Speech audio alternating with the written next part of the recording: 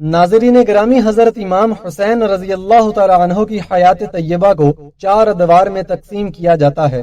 ابتدائی دور رسول اللہ صلی اللہ علیہ وسلم کی زیر تربیت گزرا، دوسرا دور اپنے والد گرامی کی زیر سایہ گزارا، اور تیسرا دور آپ کے بھائی اور آپ کی اپنی امامت کا زمانہ ہے۔ آخری دور انتہائی مختصر لیکن انتہائی اہمیت کا حامل رہا۔ اس دور میں آپ کی زندگی کا اہم ترین واقعہ کربلا رونما ہوا۔ کربلا کا عظیم واقعہ امام حسین رضی اللہ تعالی عنہ کی عظمت اور بلند کردار کا پتہ دیتا ہے۔ امام رضی اللہ تعالی عنہ کا حسب و نسب بلند و اعلیٰ ہے اور ان کی خصوصیات کی نظیر کسی دوسرے انسان میں نہیں پائی جاتی تھی۔ اسی وجہ سے آپ کے اخلاق و اوصاف میں بلندی نظر آتی ہے۔ آپ کے مکارمے اخلاق درجہ کمال پر تھے۔ سخاوت و کرم امام رضی اللہ تعالی عنہ کی عام ترین صفات میں سے ایک ہے، اور یہ صفت انہیں اپنے جد رسول اکرم صلی اللہ علیہ وسلم سے ورثے میں ملی تھی۔ اس حوالے سے چند واقعات بیان کیے گئے ہیں جن سے ظاہر ہوتا ہے کہ عطا و بخشش کے ساتھ آپ نے لوگوں کی عزت نفس کا خیال رکھا اور ان کی اسلامی اصولوں پر تربیت بھی فرمائی۔ صبر و استقامت میں امام عالی مقام اپنی مثال آپ ہیں۔ آپ کا صبر دنیا میں ضرب المثل بن گیا ہے۔ آپ کے صبر و استقامت، عزم و ارادے اور دلیرانہ جنگ پر فرشتے حیرت میں پڑ گئے۔ امام حسین رضی اللہ تعالی عنہ میں بردباری بھی اعلیٰ درجے کی تھی۔ غلاموں کی غلطیوں سے چشم پوشی کے ساتھ انہیں آزاد کر دینا آپ کا شیوا تھا۔ دشمنوں کی گستاخیوں کا جواب نہایت نرمی اور ملائمت کے ساتھ دینا آپ کی اعلیٰ ظرفی کا ثبوت ہے۔ تواضع و انکساری اولیاء الہی کی بنیادی صفات میں سے ہے۔ امام حسین رضی اللہ تعالی عنہ کی تواضع کی کئی مثالیں ہیں۔ امام حسین رضی اللہ تعالی عنہ کی شجاعت و بہادری انتہا درجے کی تھی۔ جس بہادری کا مظاہرہ آپ نے کربلا کے میدان میں کیا، اس کی بنین و انسان میں کوئی نظیر نہیں ملتی۔ امام رضی اللہ تعالی عنہ نے موت اور زندگی کے فلسفہ کو واضح کر دیا۔ تاریخ شاہد ہے کہ حسین رضی اللہ تعالی عنہ غم زدہ، دل شکستہ، بیٹوں، بھائیوں اور یارو انصار کی شہادت کے صدمے برداشت کرنے کے باوجود جب تنے تنہا تلوار کھینچ کر یزیدی لشکر پر حملہ آور ہوئے تو تمام گزشتہ بہادروں کے کارنامے محو ہو گئے، اور انسانی حافظہ میں قیامت تک اس شجاعت و جرت کی تصویر محفوظ رہ گئی۔ امام حسین رضی اللہ تعالی عنہ نے اپنی حیات طیبہ کے ابتدائی 6 سال اپنے جد بزرگوار جناب رسالت مآب صلی اللہ علیہ وسلم کی آغوش رحمت میں گزارے۔ یہ نزول وحی کا زمانہ تھا۔ قرآن کی آیت احکام الہی کو لے کر حضور صلی اللہ علیہ وسلم کے قلب مقدس پر نازل ہوتی، جنہیں آپ صلی اللہ علیہ وسلم اپنی زبان مبارک سے تلاوت کرتے تھے۔ بعض روایات میں ملتا ہے کہ حضرت امام حسین رضی اللہ تعالی عنہ کی ولادت کے بعد جناب زہرا رضی اللہ تعالی عنہ کا دودھ خشک تھا، لہٰذا جب امام رضی اللہ تعالی عنہ کو بھوک لگتی تو رسول اکرم صلی اللہ علیہ وسلم اپنی زبان مبارک ان کے منہ میں دے دیتے تھے یا اپنی انگشت مبارک دہن میں دے دیتے تھے اور وہ سیراب ہو جاتے۔ پہلا دور وحی الہی اور اپنے جد امجد کی محبت و شفقت اور بے پناہ پیار کے ساتھ میں گزرا۔ آپ رضی اللہ تعالی عنہ کی زندگی کا دوسرا دور جو 30 سال پر محیط ہے، آپ کے والد بزرگوار جناب امیر المومنین علی بن ابی طالب رضی اللہ تعالی عنہ کے ساتھ گزرا۔ اس دوران آپ کے خاندان پر عظیم مصائب ٹوٹے۔ امام نے اپنے بابا کی تنہائی کا مشاہدہ بھی کیا اور اپنی اماں پر مظالم کو بھی دیکھا، اور پھر اماں کی شہادت کا صدمہ بھی سہا، اور آخر میں اپنے باپ کی عادلانہ حکومت کے مختصر ایام بھی ملاحظہ کیے۔ آپ کی زندگی کا تیسرا دور اپنے بڑے بھائی امام حسن رضی اللہ تعالی عنہ کی امامت میں گزرا۔ اس میں امام رضی اللہ تعالی عنہ نے اپنے بھائی کے سب سے بڑے اقدام صلح پر ان کی حمایت کی، اور صلح کے بعد باقی 10 سال کا عرصہ ان کی اطاعت میں گزارا۔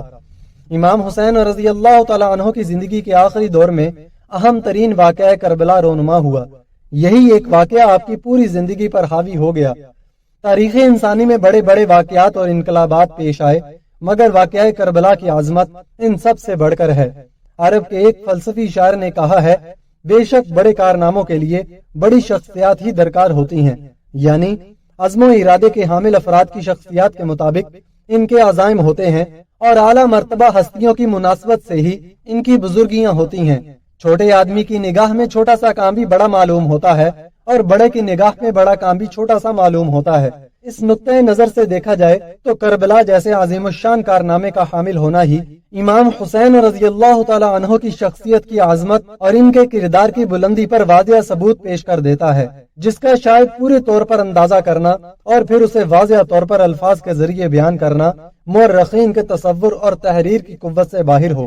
سچ تو یہ ہے کہ واقعہ کربلا کی نادر خصوصیات وقوع پذیر نہیں ہو سکتی تھیں اگر اس کے انجام دینے کے لیے حسین رضی اللہ تعالی عنہ جیسے بلند نفس کا انسان موجود نہ ہوتا، اور واقعہ کربلا میں عظمت، اہمیت اور نتیجہ کے لحاظ سے یہ تاثیر پیدا ہی ہو نہیں سکتی تھی اگر اس کا تعلق امام حسین رضی اللہ تعالی عنہ جیسی عظیم المرتبت ذات کے ساتھ نہ ہوتا۔ حضرت امام حسین رضی اللہ تعالی عنہ کی خاندانی خصوصیات کی نظیر کسی دوسرے انسان میں نہیں پائی جاتی تھی۔ آپ کا نانا تمام انبیاء و رسل کا سردار، والد گرامی تمام اوصیاء کے سردار، اور ماں عالمین کی عورتوں کی سردار تھیں۔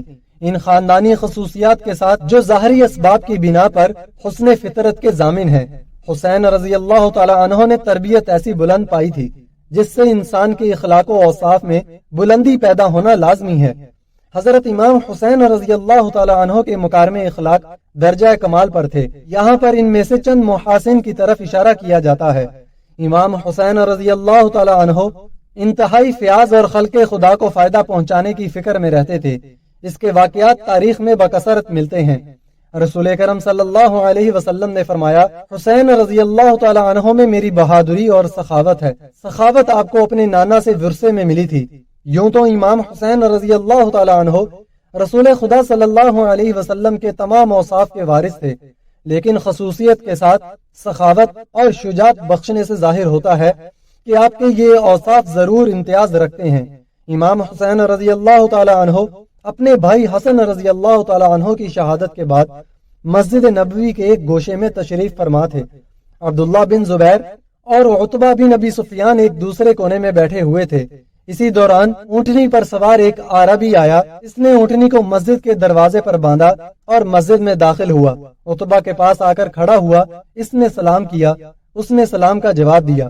عربی نے اس سے کہا، میں نے اپنے چچا زاد کو قتل کیا ہے، اس کے گھر والے مجھ سے دید کا تقاضا کر رہے ہیں، کیا تم مجھے کچھ عطا کر سکتے ہو؟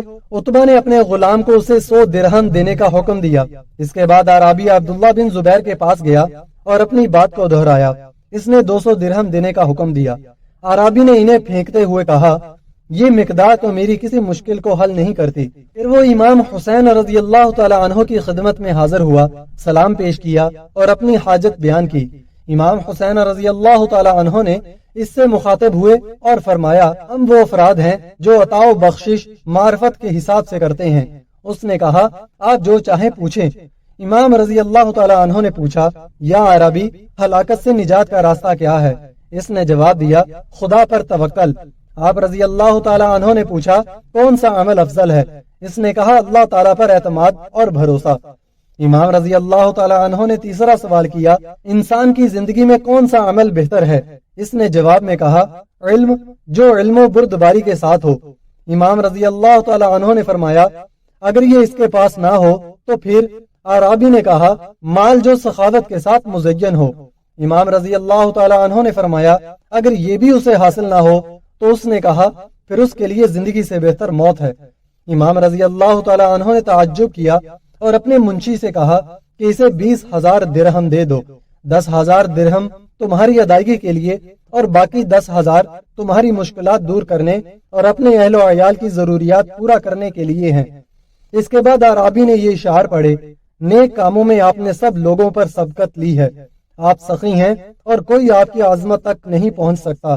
آپ کے والد گرامی وہ ہیں جو اپنے نیک کارناموں کی وجہ سے سردار ہو گئے، سبقت لینے والے ان سے پیچھے رہ گئے۔ اللہ تعالیٰ نے ان کے ذریعے ہدایت کا دروازہ کھولا اور گمراہی اور فساد کا دروازہ بند کیا۔ ایک اور روایت میں یوں نقل ہوا ہے کہ امام رضی اللہ تعالی عنہ نے اسے 1000 دینار کی تھیلی عطا کی اور ایک انگوٹھی جس کی قیمت 200 درہم تھی عطا کی۔ عربی نے اسے لیا اور اس آیت کو تلاوت کیا، اللہ اعلم حیث یجعل رسالہ، یعنی اللہ بہتر جانتا ہے کہ اپنی رسالت کو کہاں قرار دے۔ اس واقعے میں خدمت خلق اور نوح انسانی کی ہمدردی کے بہترین جذبے کے ساتھ ساتھ آپ نے اس کی بھی تلقین فرمائی ہے کہ اس میں حفظ و مراتب کا خیال رکھنا چاہیے، یعنی سائل جتنا صفات کے اعتبار سے قابل عزت ہو اور علم و معرفت میں بلند درجہ رکھتا ہو، اتنا اس کے ساتھ سلوک بہتر کیا جائے۔ یہ طرز عمل غربا اور مساکین کو مذہبی معلومات حاصل کرنے کا بہترین محرک تھا، اور اس کے ذریعے سے عوام اور علوم و معارف کی اشاعت ہوتی تھی۔